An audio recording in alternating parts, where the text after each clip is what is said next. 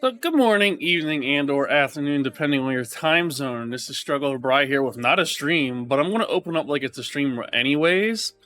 I really wanted to actually take this opportunity to not talk about Marvel's Avengers or any JRPGs that I'm playing at the moment, and to talk about Sonic Frontiers. Sonic Frontiers is interesting, right? I feel like there is a lot of good stuff about Sonic Frontiers, and this is IGN's combat gameplay demo for it that we have one in the background.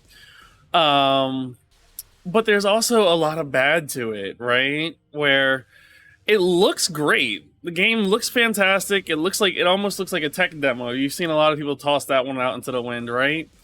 It looks like it has a unique identity for Sonic. And I genuinely like the approach that they're taking with Sonic Frontiers. I want to explore this world and check it out, but a big problem that I personally have with the presentation that IGN First has been doing with Sonic Frontiers is the complete lack of the meaning of the game, right? I feel like, or Sega recently announced that Sonic Frontiers is going to have an animated prologue or something, right?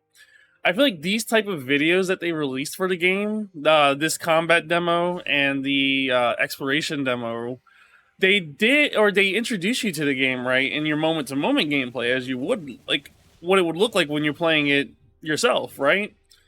But from a marketing standpoint, I feel like that did a poor job actually representing the video game, because a lot of people were just like, well, why Sonic here? What is he doing? Is he protecting someone? And the lack of a narrative explanation behind that really I honestly want to say it almost hurts the game to an extent, right? Where people want to know the reasonings why Sonic's here. Why is he doing this? Why is he going fast? Ha ha ha, Sonic's going fast. Oh, my cat's running down here. We'll almost have a guest appearance from my cat if he wants to jump up in my lap. As you can tell, I am not a YouTube content creator by day. I am a Twitch content creator, so I'm more of I got the live streamer vibe going on right now, and I kind of want that to bleed over into my YouTube content for videos, but that's neither here nor there.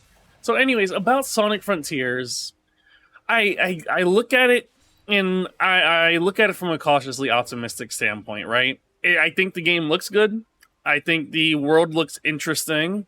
But I really wish they would have done an overview trailer for it. You know, what's Eggman doing? Or did Eggman cause Sonic to be here? Is this some kind of international threat?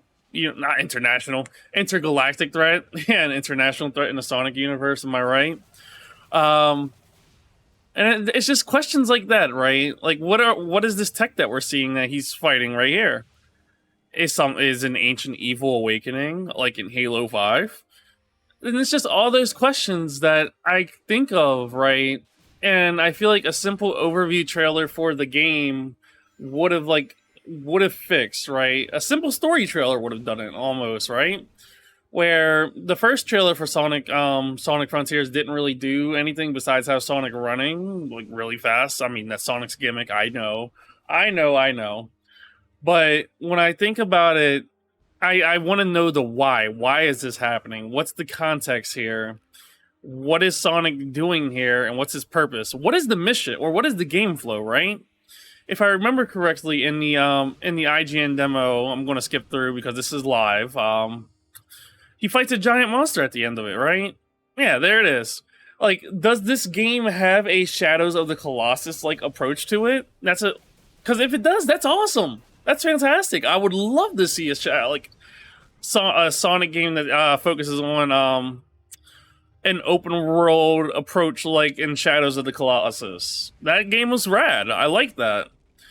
But again, we don't know. That's the biggest problem with Sonic Frontiers, is that this trailer did a lot of or the IGN First preview didn't answer questions for Sonic Frontiers. It just made us have a lot more questions for it. And I think that's a shame, because the game genuinely does look good. I would love to see more of it. And hopefully the marketing team for Sega and IGN is able to step up before people cast it off to die a launch day death.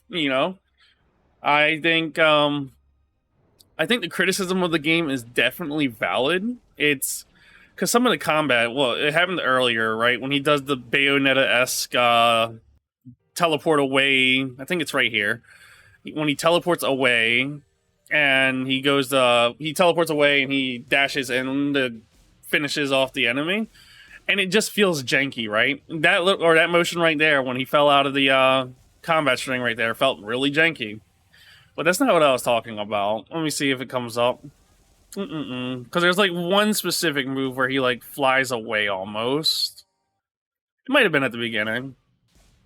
But this is an issue I have with the combat, right? Is when his combo finishes there, it's almost like a drop combo in a fighting game, right? It just doesn't look good. It doesn't flow well.